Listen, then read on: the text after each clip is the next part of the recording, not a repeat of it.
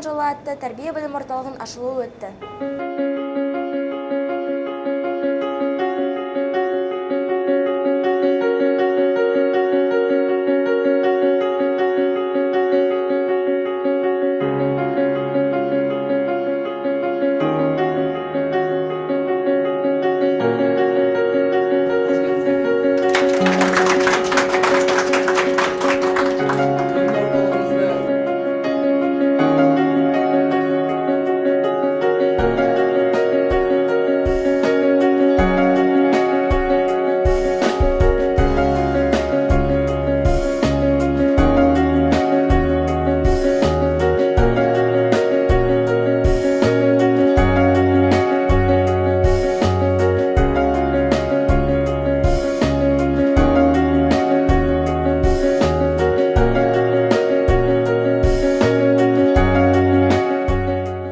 Қазақстан жол тәрбие білім беру орталығының ашылу мақсаты ол өскелең ұрпақты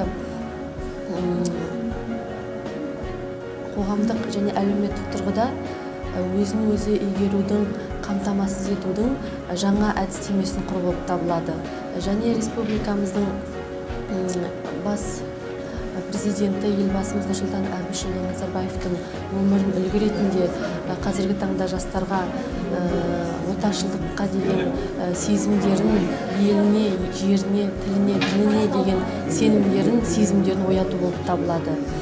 Бүгінгі күні мектептеріңізде үлкен есте қалатын, мына артық емес шығар осы сөз қолдансам, саяси маңызы бар шара өтіп отыр. Мына бүгінгі күні қазақ-түрік лицейлері Қазақстан өмірінде бір белгілі орын алды. Бірінші бітірушілер жан-жақта ішінде жоғары лауазымда қызметтегі азаматтар. Ал ел басқару дегеніміз тек қана білім емес, сонымен қатар тәрбиелі адам. Сіздер осы орталықта Қазақстан Республикасына тән, Қазақстан Республикасына деген қызмет атқаруға сай болатын тәрбие аласыздар деп сенемін.